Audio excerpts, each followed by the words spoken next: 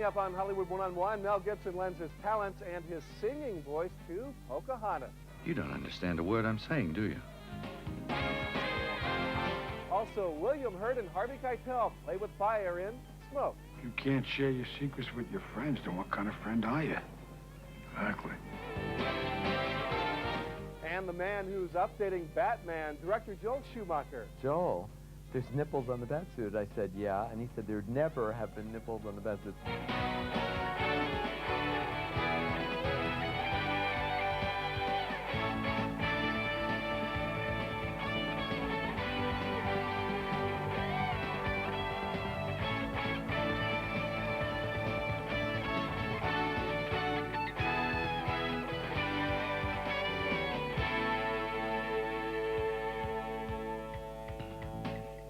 Hi, and welcome to Hollywood One-on-One. I'm Scott Patrick. Last summer, Walt Disney's The Lion King was the box office king of the year, earning more than $300 million in the United States alone. The Lion King became the third highest grossing film of all time. This summer, Disney is hoping for a repeat performance with Pocahontas. The hype has already begun. It started in New York's Central Park. 100,000 people from around the country were invited to see the world premiere of Pocahontas on the Great Lawn at Central Park. Tickets were given out in all 50 states by a special lottery system. The film was shown on 4 large screens with more audio power than 4 Rolling Stones concerts. Special guests included the cast of Pocahontas, Mickey Mouse, the Mayor of New York, and Vanessa Williams, who closed the event with the film's theme song, Colors of the Wind.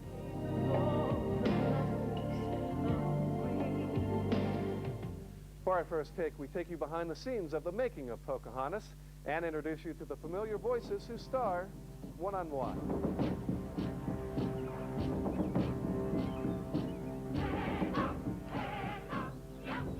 She has her mother's spirit. She goes wherever the wind takes her. Come down here! The spirit of Disney is alive in Pocahontas. No, not that way. Based on history, Pocahontas tells her story, and the British settlers were the beast. This is my land. I make the laws here. And I say, anyone who so much as looks at an Indian without killing him on sight will be tried for treason and hanged.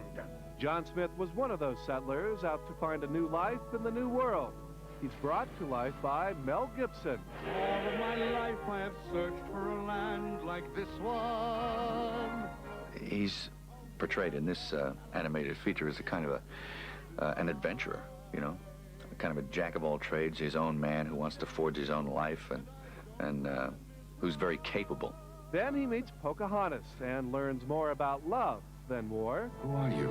Pocahontas. That's what this whole script surrounds. The legend of Pocahontas, this fairy tale is surrounding that moment. Flit, he's back. Come on, Miko. Irene Bedard is Pocahontas, not just in voice, but in body, mind, and spirit. A Native American herself, the Disney animators used her face as a base for Pocahontas. It's scary. My husband's the funniest about it. And when we've seen little bits and pieces, he's seen little bits and pieces here and there. He's actually going to be able to get to see it here at the June 10th premiere for the very first time. But from the pieces that he's had, he said, that is you. I've seen that face. That's your grumpy face. You know, and that's really strange because but it's also part of the Disney magic. Part of the thing that they do is being able to bring the expressions and mannerisms of the people who play them out. You don't understand a word I'm saying, do you? Mel Gibson may have supplied the voice of John Smith, but it was Disney who supplied the body. And according to Gibson, it was like an out-of-body experience. It's an interesting thing. It's kind of like, it's like cutting off some of your senses and just using one aspect of yourself, and you have to use a lot more imagination, which is, it's kind of an interesting exercise all in itself. Exercising his evil side is David Ogden Stiers as Governor John Ratcliffe. Why, for years, they've been ravaging the New World of its most precious resources. But now, The physical gestures you make in order to get the voice deep enough and grab it enough, and you start making gestures that are really grotesquely large. It would never work on film, or maybe on stage if it were, 8,000 people. The house were that big. But the microphone doesn't care, because it doesn't see you.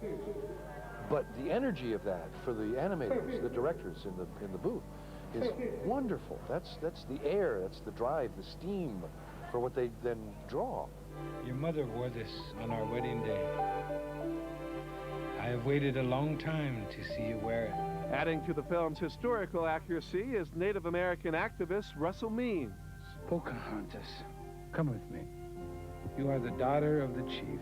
It is time to take your place among our people. When I first saw the script, I was thinking cartoon. I was thinking the genie in Aladdin.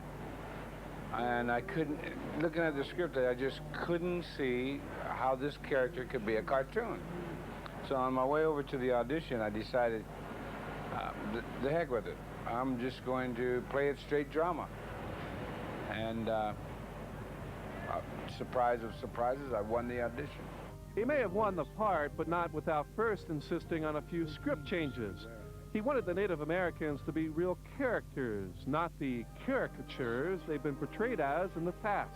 This is the finest movie ever done about American Indians in the history of Hollywood.